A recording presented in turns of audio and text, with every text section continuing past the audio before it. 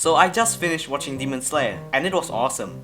To be honest, I've never really been interested in watching animes since I was like 5 or something. With my attention span the size of a goldfish, that is. But anyway, the thing that really hooks me into this series is not the animations, not the plot, not the wife, it's this mansion. Yes, this mansion. And as you can tell from the title, it's this house we're making, the Butterfly Mansion. Just kidding, the anime is good and all, but this is the only best build I can think of out of this series. Also, unlike my other builds, this time I'll be using the Cocricot mod. And that means I have to revert my Minecraft version to 1.12, meaning no fancy terrain, no fancy blocks, except Cocricot of course, and many others. Oh, and one last thing before we get started on the build. Perfection. Also, please hit the subscribe button and enjoy.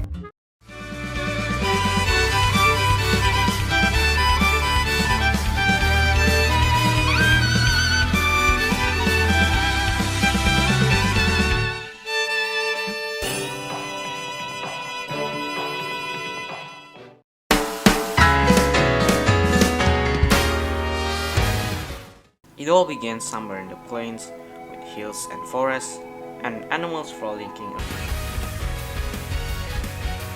Whoops, forget about that hill. The hill's gone, it's now a big dirt rectangle. At the beginning, we don't have to worry about terrain that much, so I'm just gonna start off with a rough land, just enough to support the mansion.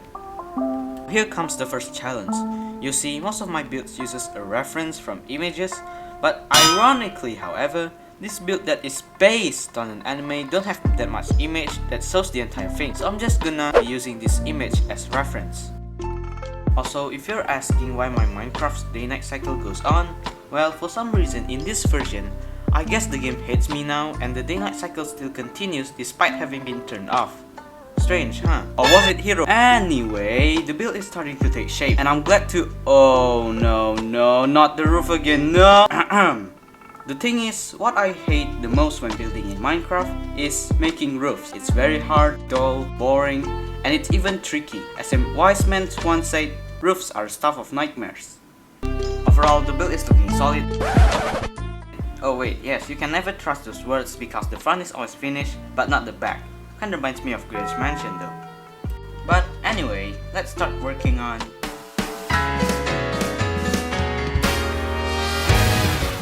Picking a color for the floor was unexpectedly difficult because I am very unfamiliar with Cocricot and I wasted over an hour just scrolling through the catalog looking for the right block.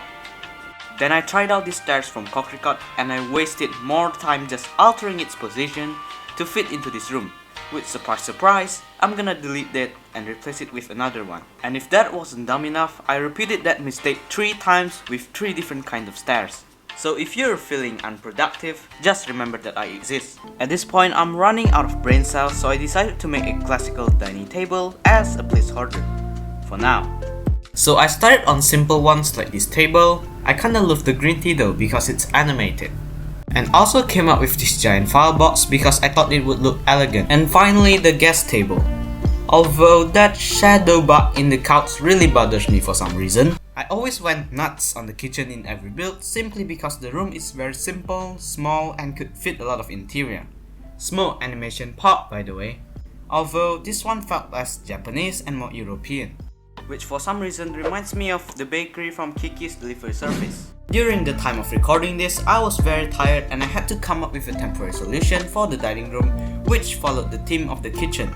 The next day I noticed so far that there's a lack of Japanese feel to this build, so I transformed this tiny table into a room. So here's a fun fact, this room was inspired by the traditional Wishitsu, also known as Tatami rooms, that was often used to serve as reception room for guests. However, many modern houses in Japan only have one Wishitsu, or none at all. Common knowledge, huh? And I obviously don't look into Wikipedia to know about that and added another one there because one was not enough. And let's not forget the tatami carpets. Next to the wall Wishitsu is the library or archive, whatever you might call it. But considering how Shinobu slays demons by poisoning them instead of cutting their heads, I like to imagine this is where she kept most of her reasons. So I added details like lots of notes, papers and books. And yeah, it's not the cleanest, but I must say I do love how these books from the mod are stackable. Looks kinda funny for some reason. Like, imagine you're building a classroom with this mod, but the homework are simply books stacked up to height limit. Sounds kinda realistic to me.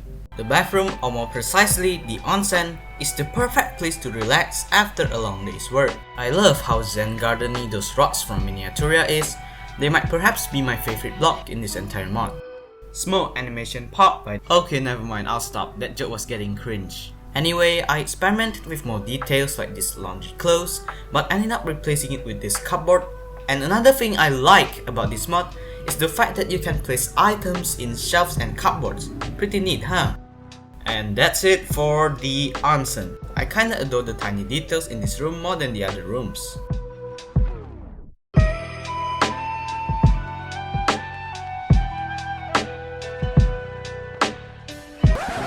Well, right after building that, I realized one big mistake. You see, this room offers very little privacy as a bathroom. I mean, there are literally 3 windows, and worst of all, the entrance was a paper sliding door, which cannot be locked by the way. It would be a very awkward situation, and here's a recreation of what would happen.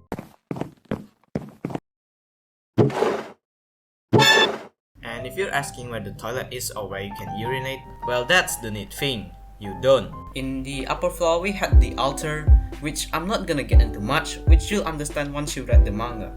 And I also added a tiny spider lily, which in Japanese beliefs was said to guide spirits into the afterlife.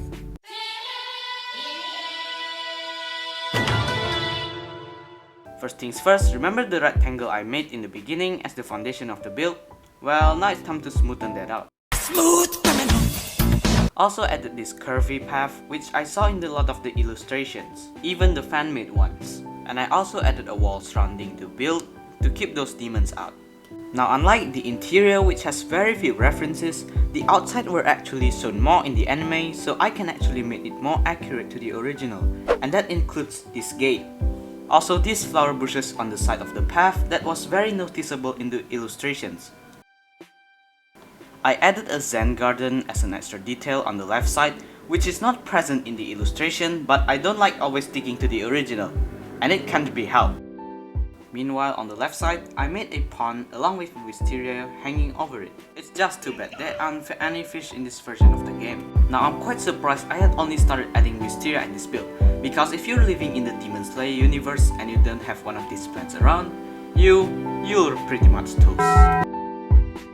And so, to top it all off, I made something special where this backyard, which is actually the training ground where the Gone Hachiro squad train.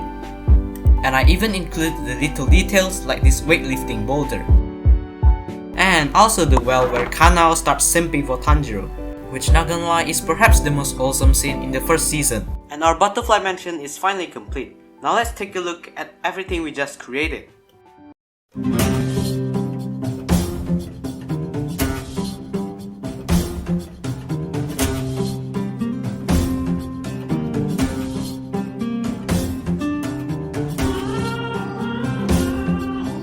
But anyway, that wraps up for today, but don't forget to watch the full tour. Also, don't forget to follow me on Instagram, link in the description. And man, does this video took me a lot of work, so please hit the subscribe button, and in the meantime, bye bye! Well, gotta watch Spy Family now.